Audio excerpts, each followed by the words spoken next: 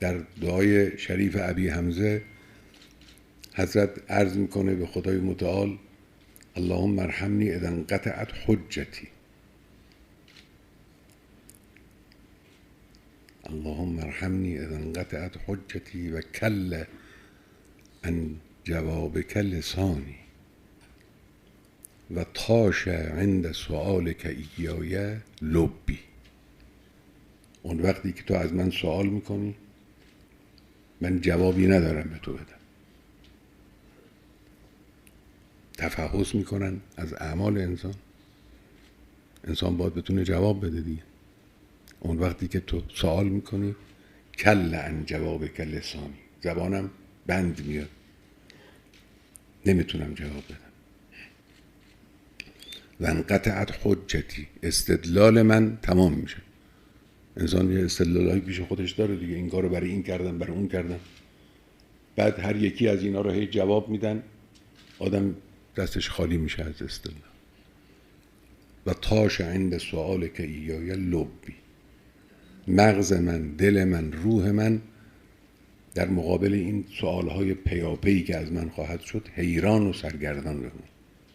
اینجوری میشه.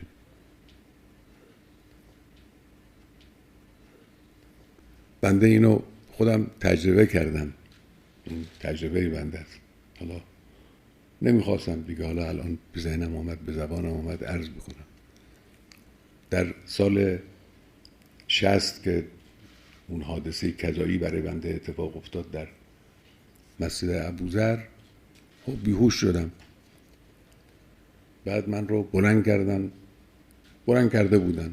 من در حینی که من رو از تو مسجد می بردن به طرف ماشین 2 بار 3 بار به هوش آمدم و دوباره از هوش رفتم، تا بعد بالاخره یک سر بیهوش شدم.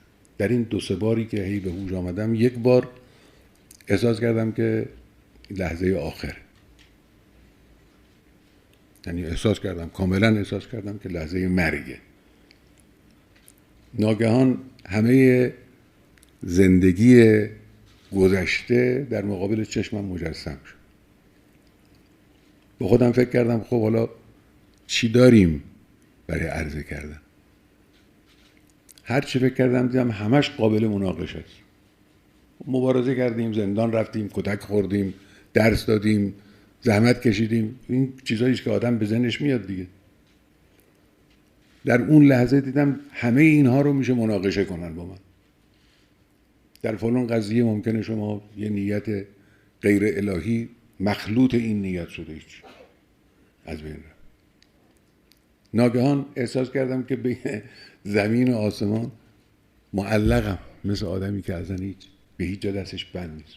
گفتم پروردگار، وضع من اینجوریه، میبینی دیگه، من هیچی ظاهرا هیچی نداره، اونطور که حساب میکنم میبینم هیچی دستم نیست. یه جوری مگر خودت رحم کنی. این حالت برای انسان پیش میاد، این حالت پیش میاد برای انسان.